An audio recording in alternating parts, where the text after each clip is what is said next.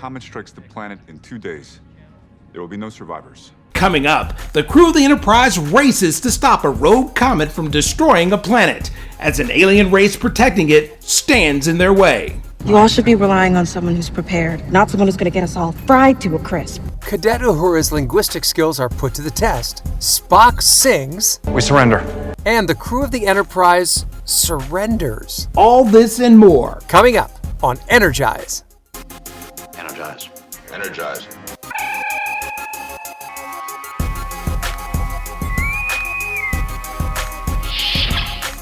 Energize.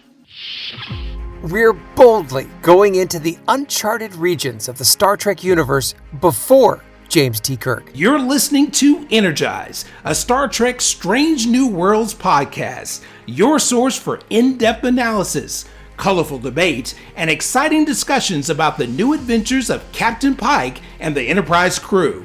I'm your host, Anthony McLemore. And I'm Steve Truitt.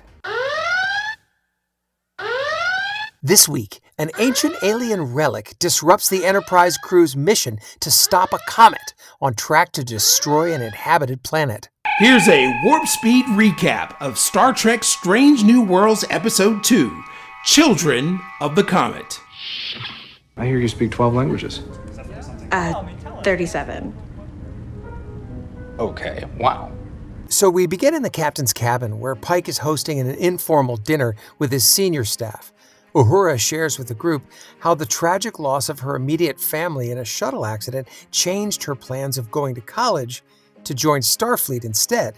At dinner, Pike informs Uhura that as part of routine crew rotations, she has been selected to join the ship's next landing party. When the comet strikes the planet in 2 days, there will be no survivors. Later, Spock informs the crew that a nearby comet is on a collision course with the planet Persephone 3, which will kill all of its primitive inhabitants. To stop this impending disaster, the Enterprise crew attempts to embed ion engines on the surface of the comet to divert the frozen rock off its current course. But things take an unexpected turn when the comet raises a force field. I'm standing on the surface of a comet. With evidence of an abandoned civilization present on the comet's surface, Spock, Chief of Security La'an, Lieutenant Sam Kirk, and Uhura are dispatched to the comet's surface to investigate and figure a way to alter its destructive path. Please step away from the egg. The situation quickly becomes dire when Lieutenant Kirk goes into cardiac arrest after taking a massive energy surge from touching an egg-like structure on the comet. This triggers the comet to raise its force field, preventing the landing party from beaming back to the ship. Incoming weapons fire. Damage report. Shields holding at 70%. The Enterprise tries to break through the force field when they are attacked by another ship.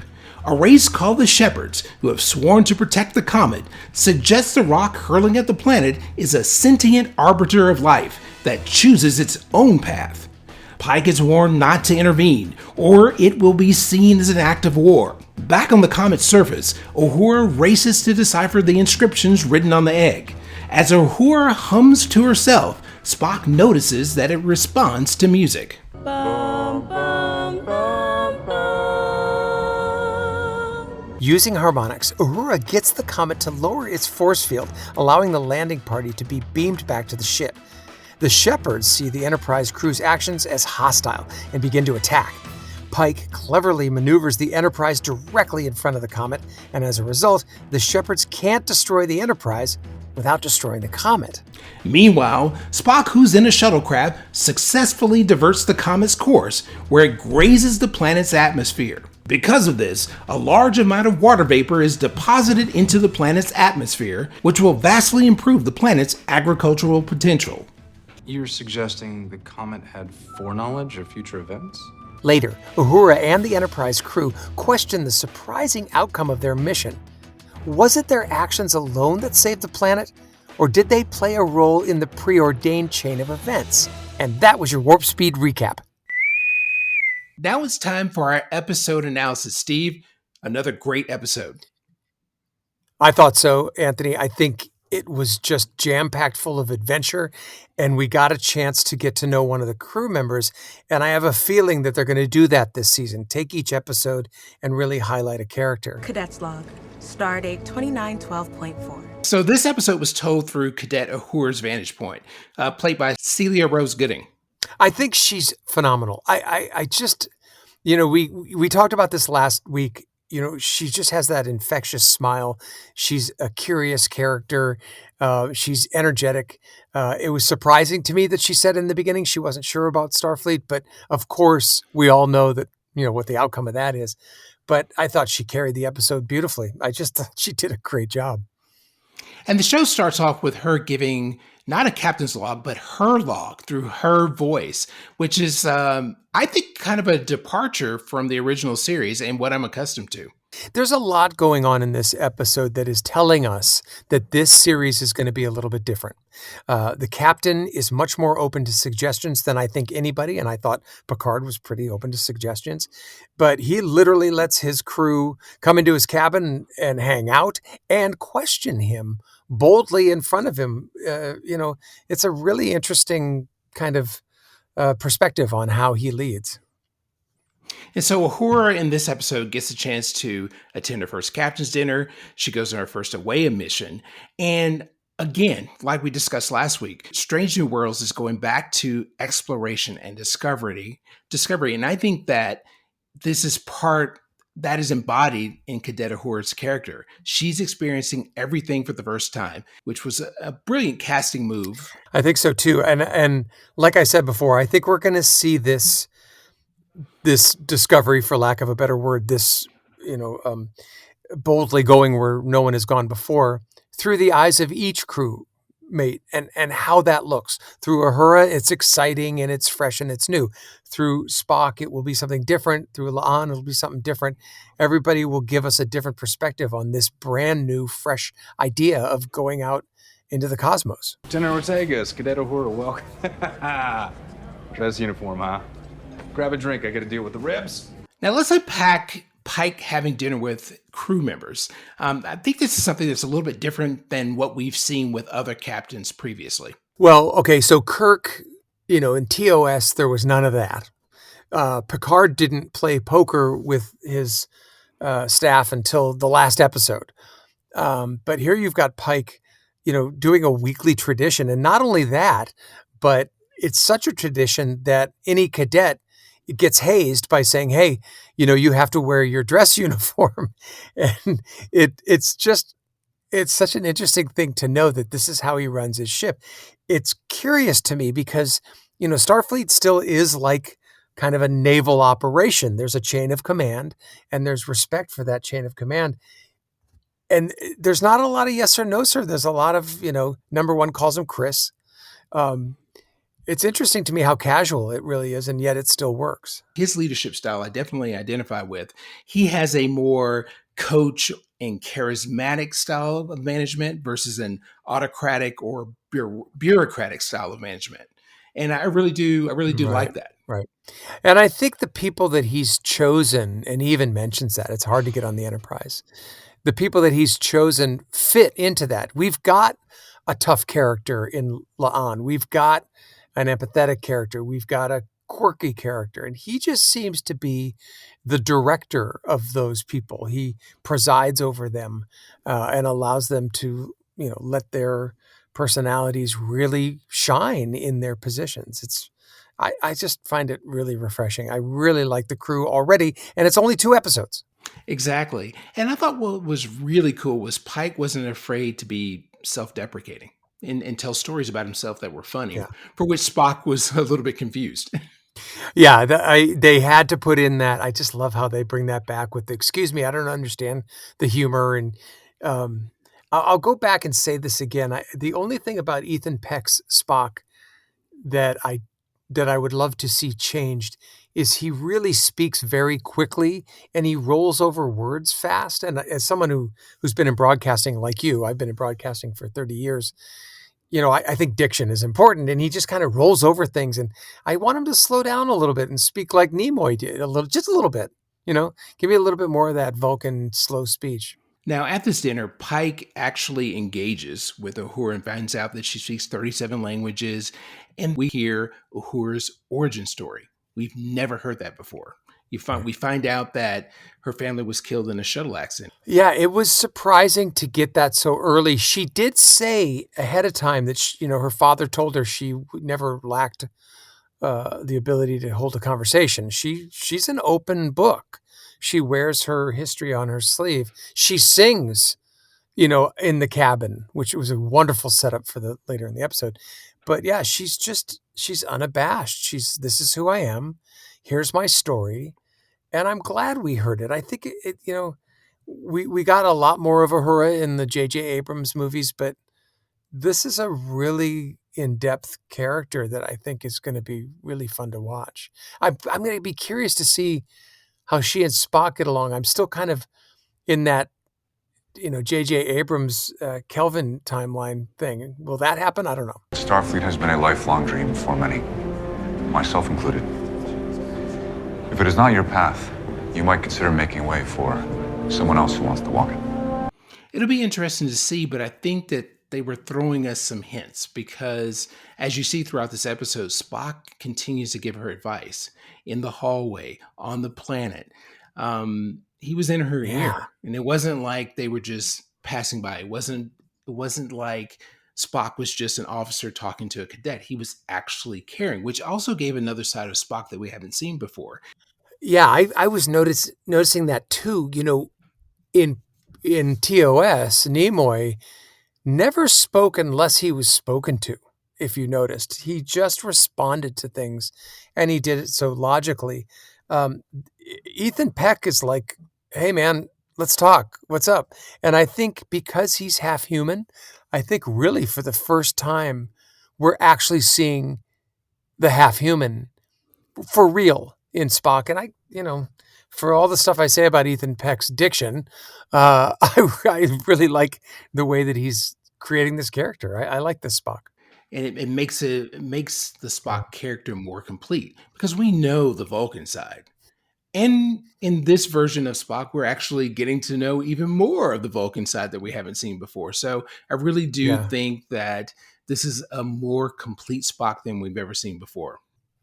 Which is why I was a little surprised about the humor thing because, we've seen that. We've played that beat before with Nimoy, and I guess Zach Quinto did it too. But I think it is just, again, honoring the character, just reminding us Vulcans don't have a sense of humor. Or they do, but they don't see the logic in it. Exactly. Now, back to Uhura. The fact that she told that story actually saved her because when she, let everyone in the room know that she wasn't really tied to Starfleet and didn't really know where she was going to be in 10 years. That was a cringeworthy moment considering the fact that so many people want to be a part of Starfleet. For someone to be in Starfleet and at least the perception that you're not taking it as seriously would be an insult to everybody else in the room, which Spock, in so many words, did mention that to her. Again, stepping out of his reaction role and actually stepping up as an older brother type and saying, listen, if you don't want to be here, make some room for people who do. I thought that was an interesting piece of feedback, but I think more so, what's happening here, and I could be wrong, but I think what the architects of this season are doing, and perhaps this series, is they're setting up things that may last 2-3 seasons. We may see a whole arc of Uhura, not just in one episode, but maybe over time, really grow to become Starfleet. And what is it going to take to get her to do that? Does someone die on her watch? Does she save someone on her watch? What does she experience in her life that gets her there? And I think that's setting it up in this episode is brilliant. It lets us know what this character's arc is going to be. The good thing is that the writers have given Uhura's character room to grow. So they haven't boxed her in. The sky's the limit at this point. Too, I think the singing, if you remember, I think it was Star Trek V.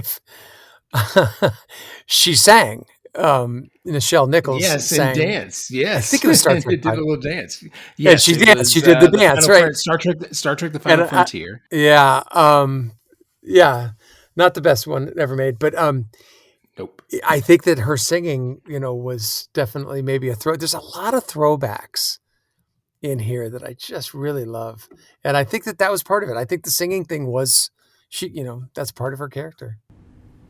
Turns out knowing your future kind of takes the fun out of imagining it. Chris, have you considered that maybe your fate isn't written? After the dinner's over, we have a scene with Pike and Una. Captain Pike still dealing with the fact that he knows his fate in 10 years. Again, there you go with the arc, right? So, that was set up in episode 1, and this could be a series arc for him. In fact, I think it will be. I think the writers are telling us, whenever we end this series, the last episode is going to be, does he die or not? Does he get disfigured or not? And that's the beauty of what they're doing, is they're setting up his arc right away and letting us all know this is what you want to watch for. And yeah, Una's saying, look, maybe history isn't written, maybe it is, but she's going to be a crucial part in all of this. And I just love the depth of it. It's not just episodic. Like TNG was episodic, but they did throw in a few threads here and there, throughout. If you watch the whole series all the way through, you'll see some through lines. But this really does it in a strong way already out of the gate, episode 2. And in that scene, Pike throws us a curveball. At this point, he is actually starting to come to terms with it, and that's coming across very clear because now he's talking about the people that he saved, and he's basically telling Una that this is what I'm supposed to do. Right. It's and the allegory or the rhyme, as writers call it, of this comet and its destiny really paralleled Pike's destiny. Like, maybe it's destiny, maybe it's not, maybe everything is supposed to happen the way it is. But yeah, I thought it fascinating that he remembered those kids' names. This is going to be, like I said, a series-long story. And I think, they're doing episodic, but not really, because there's going to be threads throughout all of the series, all the seasons that I think play out. I think they're doing, I'm sounding just like a fanboy and so crazy, but I mean, they really are doing a great job of doing both episodic and long form. Oh, I think this is the best of both worlds. You have themes that carry throughout the series, but you actually have episodes that wrap up. And I just really think that that's actually pretty smart. So you do get the best. You don't feel like, oh my God, okay, the episode ended, and then everything starts over from scratch every single time. And I think that the best series, have a mixture of both. And I think they're doing that. They're doing that coming out the gate. But like we were saying, I think that Pike is taking Spock's advice in the previous episode, and he's starting to find his purpose. Yeah. Right, because Una says something along the lines of, or in that discussion, someone says, you're saving lives. This is supposed to happen. When the comet strikes the planet in 2 days, there will be no survivors. So the mission for this particular episode is that the Enterprise has to stop a comet that's going to destroy a planet. The inhabitants of that particular planet are a pre-warp species that have no capabilities of actually stopping it. In Star Trek Into Darkness, they actually saved a planet from a volcano. In this episode, they're saving a planet from a comet. But in Star Trek Into Darkness, they were prohibited from doing it because that was a counter to the Prime Directive. How is it not in this episode? Yeah, they're still talking about General Order 1. I don't know if the Prime Directive has been completely codified yet. And what they said in this episode was, we can't alter or destroy a civilization, but we are allowed to save them from natural ruin. And so that seemed to be that loophole that has not been codified yet into the Prime Directive. I remember in Star Trek Into Darkness, Pike himself was telling Kirk, we don't alter a planet's destiny. But here we are altering a planet's destiny. Takes place in an alternate universe, in the Kelvin timeline, where the Prime Directive probably has been modified just based on all the issues happening with Nero. So I really think that in this universe that we're looking at now, the Prime Directive hasn't been solidified yet. This is something that I thought was lacking in the show Enterprise. I thought that series could have lasted longer if they had as their central backing theme, how do we create the Prime Directive and what it would take to do that. And they could just keep building that along the way and making mistakes. And I just think they kind of overshot it. Anyone want to tell me how a comet puts up a force field? So in the act of trying to stop the comet puts up a force field. Now we have to send a landing party down. So Uhura gets a chance to go on her first away mission. And we have Sam Kirk that goes on this mission as well. Now I'm trying to figure out, Sam Kirk's purpose. Is he comic relief? Please step away from the egg. Lieutenant Kirk has been injured. Beamers out. Having trouble getting a lock. Because he actually touches this egg-like structure and ends up getting, shocked and put into cardiac arrest. Because Spock tells him, don't touch it. He does it anyway and literally gets thrown backwards. And I was wondering, is he like the comic relief? Is he the red shirt? What is his purpose here? You know who Sam is, right? His name is George Samuel Kirk. He's James T. Kirk's brother. Right, because in the original series, he ends up dying. I remember I can't remember the name of the particular episode, but it had to do with those little flying pizzas that attach themselves to the back. It was like a pizza insect. Yeah. And so he died. And I think if I recall, Shatner played that character in the original series. I think you're correct. I think he did because he had a mustache, and that's why Pike said, "I dig the mustache." I'm starting to like the mustache. Maybe you should try one for yourself. I thought that was so funny. You should try it. Yeah. That was there's a good lot joke. of comedy. You should try it. That's what I mean. Like, there's a lot of people talking back to Pike, not in a negative way, but just like, it's a very casual atmosphere there. After Sam gets injured, the structure basically puts up a force field. Meanwhile, on the ship, they're trying to figure out how to get the landing party back. At the moment, pretending not to be in way over my head. We're in a really, really tough situation. Uhura is now on the spot. She's the one that has to figure this out because there's an inscription on the egg-like structure, and this is what she's here for. She has to figure this out. And once again, Spock is there to encourage her. Yeah, the pep talk, if you will. He said he was practicing it. I think it was in this moment in the episode where I thought that Miss Gooding could have played it a little differently. She didn't seem as nervous as I thought she should have been, but maybe at the same time, that's how she handles nerves, by going internally. I don't know. She didn't seem as nervous to me as I thought she would be. The dialogue certainly said so. Is this your first away mission? Yes. First time your life's in danger? Well, yeah. But I didn't feel that from her. But having her there was a smart thing to do, obviously, because, they needed to encrypt that, or decrypt, rather, that alien language. I love the solution they came up with. It was just brilliant. Incoming weapons fire. Who hit us? They did. So back on the Enterprise, they're trying to figure out how to get the landing party back when a new ship enters the picture. They call themselves the Shepherds. Interesting to be the protector of a comet that streams through space. The way they explained it, I thought it was pretty interesting. They claim that this is an arbiter of life. And so in a way that seems like they're like a religious sect. They're the followers and protectors of this comet. And so now we're faced with a challenge here. They're threatening to destroy the Enterprise if they interfere. But at the same time, the Enterprise has this job to stop the comet from destroying the planet. So we're kind of at a stalemate here.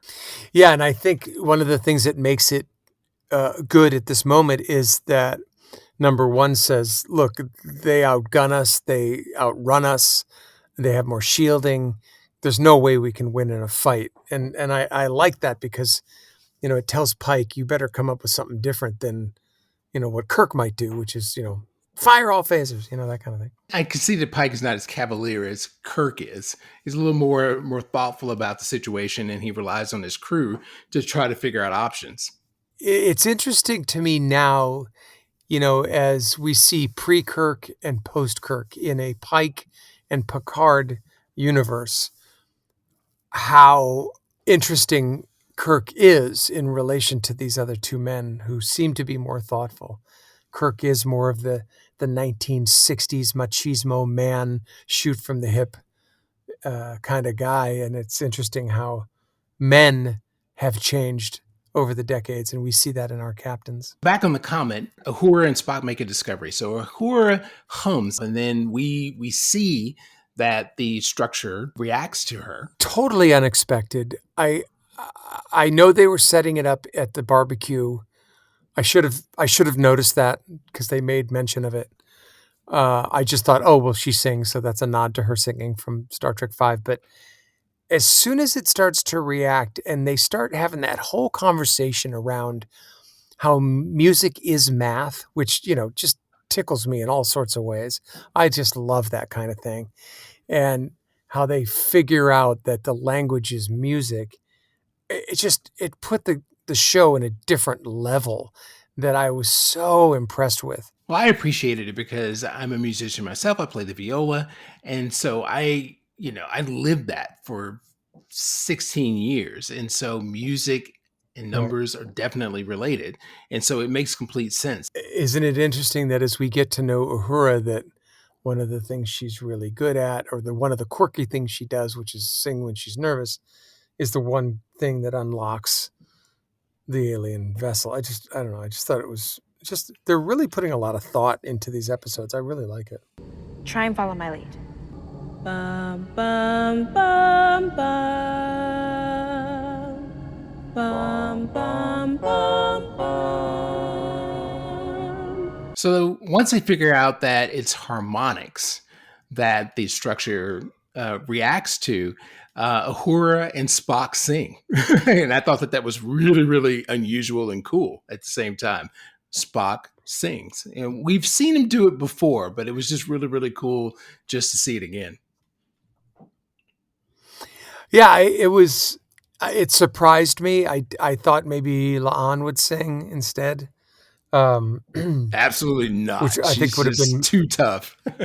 Well, that's the thing. And I think that had she had been the one to sing, it might have been even more comical that how awkward it was. For Spock, he just kind of did it willingly. But again, like to your point, he does seem to be kind of a mentor to Uhura. And that's an interesting relationship for him to kind of come out of his comfort zone and sing. And again, that may be a nod to Nimoy, who did an album in the 70s of him singing. So I don't know how much they're paying homage to the old school, but it seems like it's a lot. Uhura and Spock singing causes the Comet to drop its shields, and they're able to go back to the ship. But that infuriates the Shepherds, and they start attacking the Enterprise. This is where, ingenuity and quick on your feet, Kirk-like thinking comes into play. I think this is where Star Trek shines. During Battle 2, when things are looking grim and there's a lot against them, to be able to, on your feet, think of a solution or ask for solutions or work together to find a solution, played really nicely. Saying to Ortega, you boasted about being the best pilot in Starfleet. Prove it. Get us to the other side of that comet. And she's got to now live up to that. Like you said, Pike's solution was brilliant. Put the ship in front of the comet. If you destroy the Enterprise, you destroy the comet. And so the Shepherds had no choice but to negotiate with Pike. Yeah, and I think they probably, because they're such a large ship and they're so well armed, they're probably used to intimidating other ships and species to just get out of the way, or they destroy them. It seems like they're there to do battle. If do what I say or I'll kill you.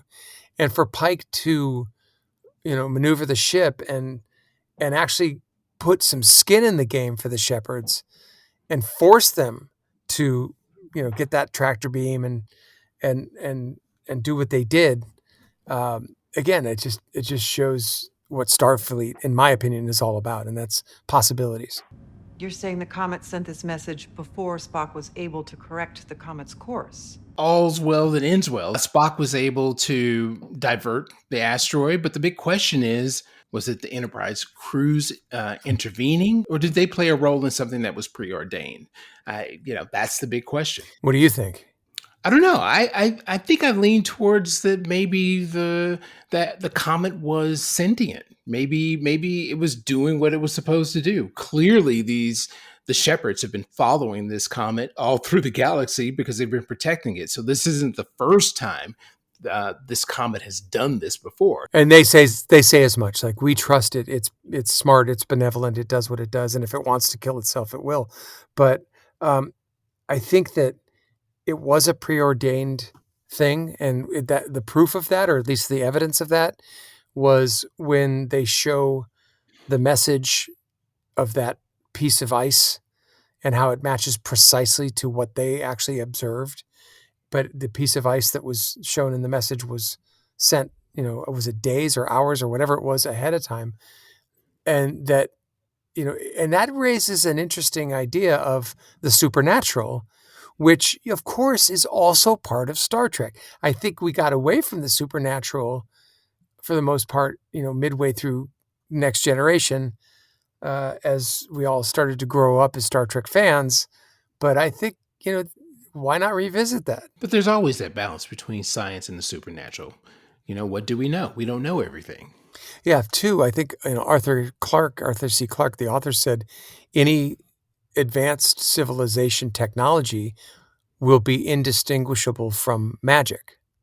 And so they must have some kind of advanced something that to us looks like it's magic or preordained or precognition, but to them it's probably something different. I thought it was a little bit shades of the movie Arrival, where Amy Adams is given a vision of her life before it actually happens, and that's the gift that the aliens give her. If you saw that movie, oh yes, I remember. I think they're using some.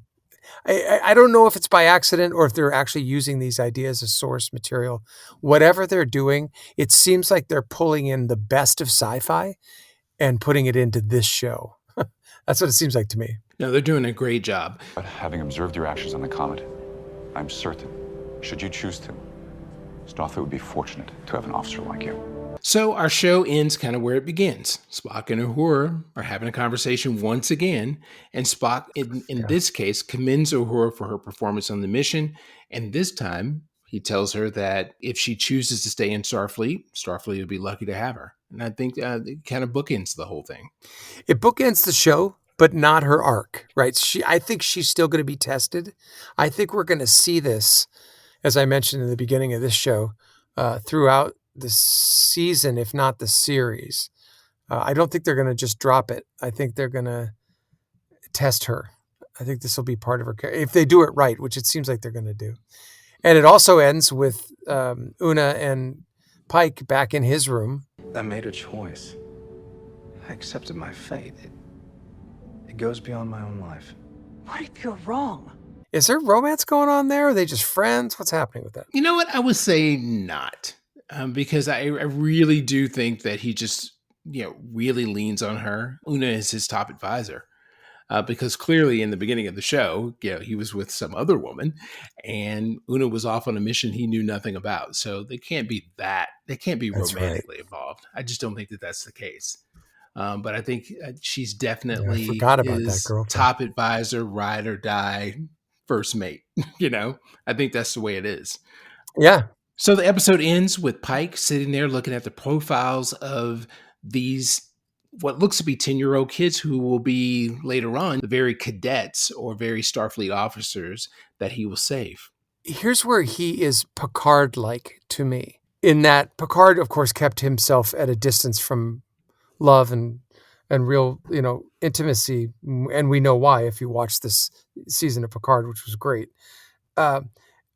But he also reminisced and held dear things that were important to him, like the flute that he was given from that episode, The Inner Light, and stuff like that. So here we have shades of that, of Pike's humanity, wanting to know, should I accept my death, impending death, And should I figure out why it's so important? And maybe if I get to know these kids and I just look at it and lean into it and stop being scared of it, maybe I'll realize it's worth it. Wouldn't it be interesting if at some point he meets one of these children? That would really be interesting. And maybe he finds comfort in this. Maybe this is what's going to help settle his mind for the next 10 years. When you know something as terrible as what he's about to go through in 10 years is going to happen, maybe this is the companion. Maybe this is the comfort. Maybe this is what is going to settle his mind and give him that peace that he needs to carry on for the next 10 years. I think so too. And I think he's not going to stop with checking out their profiles. I think that this is going to be a beating heart throughout this season and throughout this series. And again, I think if these episodes keep continuing the way they are, I think we're going to really have just a huge, rich tapestry of story and character to work through. Let's take a look at our top performers from this episode. Let's start with Spock. Well, he sings, and he gives advice, and he mentors, and he goes on a away mission. I didn't think this was a remarkably standout episode for him, but we got to see more of him. What do you think? I think what was refreshing to me is just, again, seeing a different side of Spock that we haven't before. We're seeing more of his human side. That makes me want to watch every single week because I'm just like, okay, what else are we going to see that we haven't seen before? So is it going to be more of his human side this week, or is it going to be uncharted areas of his Vulcan side? And that keeps me in the seat. But I want to go off for a second and just mention one other thing, and that is, the graphics in this series are probably better than anything I've seen on any Star Trek. And I mean with the movies too. I mean, look, J.J. Abrams did a phenomenal job, but the way that they show the ship and the amount of time they spend on it, traveling through space, going through those bits of asteroids, it's just a beautiful ship. It's my favorite Enterprise of all of them. I just love how much time they spend outside in space. In TNG, they'd say, maneuver, and then they wouldn't show it because they probably didn't have the budget to do it. In this show, it's just like, sure, let's show the ship. Yes, in TNG, it was like, initiate Riker 1. Yeah. Picard 4. The Picard maneuver. Yeah, I mean, even the shielding is the most, if you watch the episode, which hopefully everyone has, even the way they represent the shielding is, I think, the most accurate, because it's just bits and pieces. It's in this area, and it's this kind of electrical charge that gets activated when something hits it. And I don't know, I found it, I could watch the whole show from the outside of the ship and be thoroughly fascinated. And I could tell they're going to do that all season, and I'm thrilled about it. A human in my condition may consider themselves impaired. Hemmer may not be able to see, but his other senses compensate. Compensate? They are superior. Now, we also got a chance to meet Chief Engineer Hemmer. From the teases from last week, I thought we'd see more of him, but what we have seen, I really like. I like how Spock kind of messed with him a little bit and played with his mind and sent him a signal that he's throwing he threw a carrot or something. And how they both were messing with Uhura. I think this guy's going to be good, because the key to that character, in my opinion, is not to be too surly, like that show House. That doctor was so surly. I think if he's just kind of less angry all the time, but just direct, I think it could really be something. I think as long as he is a lovable curmudgeon, I think it'll work. The lovable curmudgeon, to me, is too easy of a character to throw at fans. I think I'd like to see depth with him, and the way they're doing these characters, we probably will. I think we will. He's a subspecies of the Andorians, and I think there's probably a backstory to that. So we'll see. I'm pretty sure he has been through something that has led him to Starfleet. So there's plenty of room for story when it comes to him. So I look forward to his particular episode where we delve deep into his character. You all should be relying on someone who's prepared. Someone actually Starfleet, not someone who's going to get us all fried to a crisp. But I think the bigger story of this was Uhura's episode. So we got a chance to figure out her origins and got a chance to see her grow and become a little more confident on a long road to growth in Starfleet. I think she just shined so much in this episode. She, as an actress, must have been thrilled to have had this opportunity and to be, I mean, she just, I don't know, I just think she played it so well. I'm being as old as I am and being a fan of the original series when I was a kid, it is hard for me to accept new actors all the time as these characters. As I mentioned last week, it's like, how many people have played Batman? How many people have played James Bond? But with this character, I think she is going to define it in a way that says, okay, I'm not going to forget the others, but I'm going to accept this, and I like it. Then let's get it done, people. We've got a planet to save before breakfast. I love this job. And then lastly, Pike is Pike. Anson Mount delivers another great episode as Captain Pike, and I think he just continues to do a phenomenal job. I think he would admit this too, and I'll say it out loud. I think he was born to play this character. I think he is this character. I think he's perfect, and he is so good at it that, like a Picard, he has added a dimension to the Star Trek universe that doesn't take us away from Kirk, but doesn't also make us stay only with James T. Kirk because he was the captain.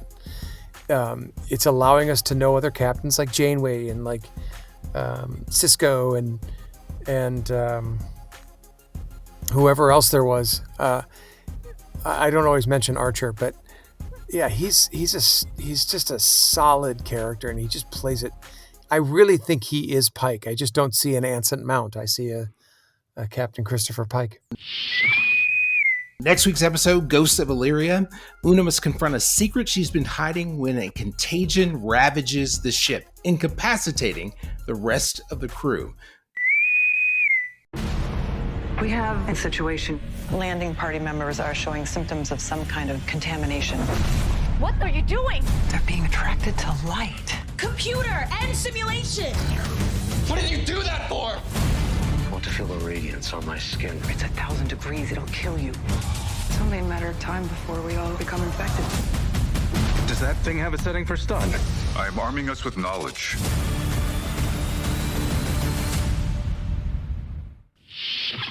Now, we've seen this before where the crew has been sick, so it'll be interesting to see if they can put a different spin on this. Yeah, first of all, why is she the one that's not affected? So is she fully human? Is there something about her? Is the secret about her that she has to confront the reason that she's not incapacitated? Wouldn't that be interesting? They'll probably do that. Again, it's another chance for us to get to know another crew member. This time it's number 1. I think she deserves her own episode. I just love that I don't see Rebecca Romijn in this character. I see Majel Barrett. I'm sorry to say, I just see that, and I think she just is so good at, being this character. I'm really looking forward to seeing what they do. I do think it's a little played out from the episodic perspective that, the crew gets sick, someone has to save them. We saw that in TNG a lot of times. We saw it on the original series, but they're doing so well with this show, they'll probably just put a fresh spin on it. So I'm really looking forward to it. And since the crew's going to be sick, I know we're definitely going to see more of Dr. Mbega and more of Nurse Chapel. I mean, that's a given. Yeah, Chapel's great. I'm looking forward to that. And we need an Mbega episode too. All right, more backstories, more adventures. Well, that concludes this episode of Energize. We will see you next time. Live long and prosper, my people. If you enjoyed this podcast and would like to hear more, engage now and hit the subscribe button. Leave us your feedback, and we'll see you next time.